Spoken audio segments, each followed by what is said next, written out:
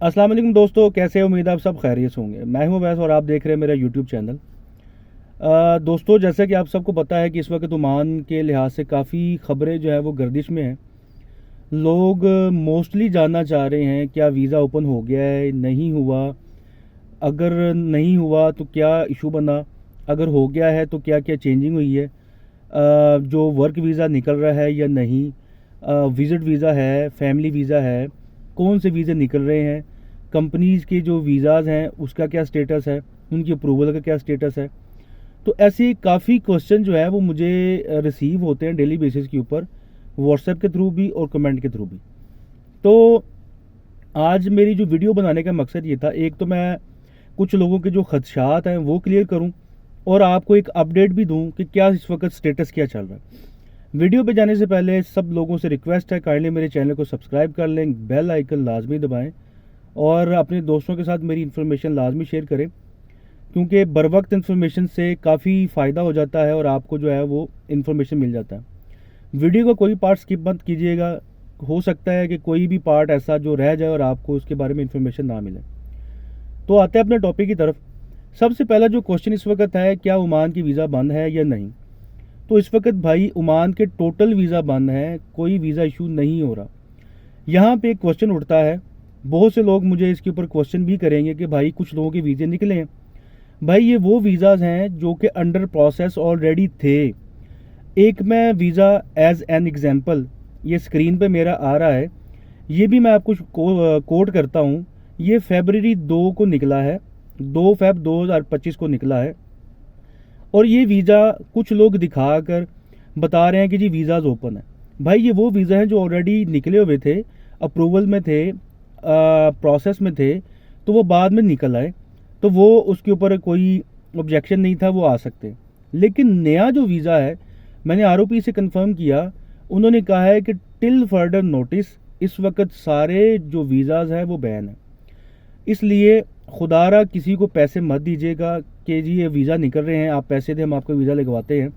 तो ऐसी कोई भी खबर नहीं है, वो मत कीजिएगा। दूसरा क्वेश्चन ये मुझसे पूछा गया, क्या विजिट वीज़ा ओपन है या नहीं। भाई विजिट वीज़ा लग जाता है, लेकिन आपको पता है कि उसके लिए स्पॉन्सर की ज़रूरत पड़ती है, कोई किसी लोकल की ज़रूरत पड़ती है, ओमानी की ज़रूरत पड़ती है, वो आपका विजिट वीज़ा लगा सकता है। इसके अलावा जो एलएलसी कंपनी ऑपरेट करते हैं, वो लोग कुछ सिक्योरिटी डिपॉजिट करवाने के बाद आपका वीज़ा निकाल सकते हैं।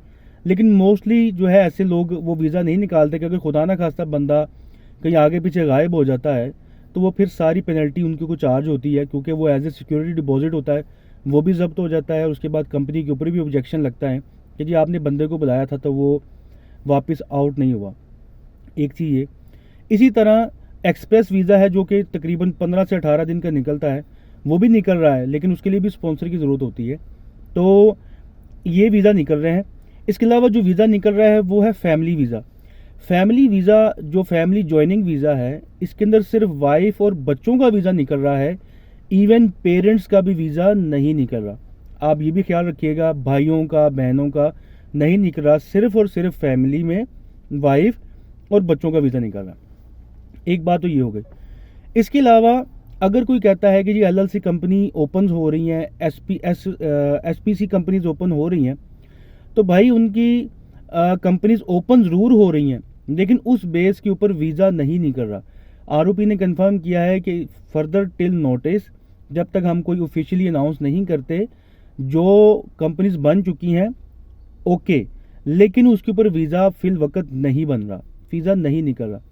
अगर आप किसी को पैसे दे चुकी हैं या आप देने वाले हैं तो काइंडली खुदारा रुक जाएं, इस तरह के स्कैम से बचें। इस वक्त वीज़ा नहीं मिल रहा।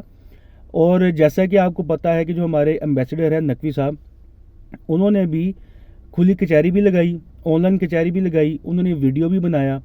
उसके अंदर उन्होंने ये कंफर्म किया है कि हमारे जो वीज़ाज़ हैं उसके अंदर कुछ इश्यूज़ आ रहे हैं, जिसकी वजह से जो पाकिस्तान की जो गवर्नमेंट है वो ओमानी गवर्नमेंट के साथ मुज़ाकरात कर रही है, लेकिन अभी किसी नतीजे पर नहीं पहुंचे।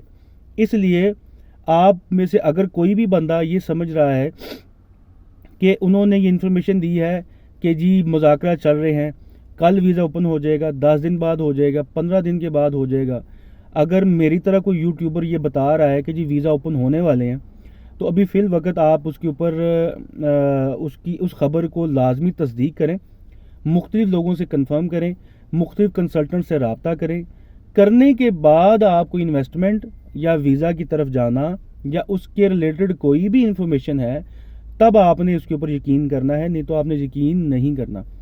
क्योंकि यहाँ पे स्कैमर्स की वजह ऑलरेडी हमारे वीज़ा जो है वो बंद हो चुके हैं। कुछ लोगों ने ये तासुर दिया था कि जी वीज़ा निकल रहे हैं, आप वीज़ा ले सकते हैं, कोई ऐसा इशू नहीं है, वर्क वीज़ा निकल रहा है, दूसरे वीज़े निकल रहे हैं, एसपीसी के निकल रहे हैं, एलएलसी के निकल रहे हैं, या कोई भी सो ऑन है। इस वक्त सभी तरह के वीज़ाज़ बंद हैं। क्लियरली मैं आप सबको बता रहा हूँ, वीज़ाज़ बंद हैं। खुदारा किसी की बातों में मत आइएगा, क्योंकि ऑलरेडी अब यहाँ पर सब लोग जो आ चुके हैं ऑलरेडी। अब एक छोटी सी वजह भी आपको मैं बता देता हूँ कि वीज़ा बंद हुए क्यों।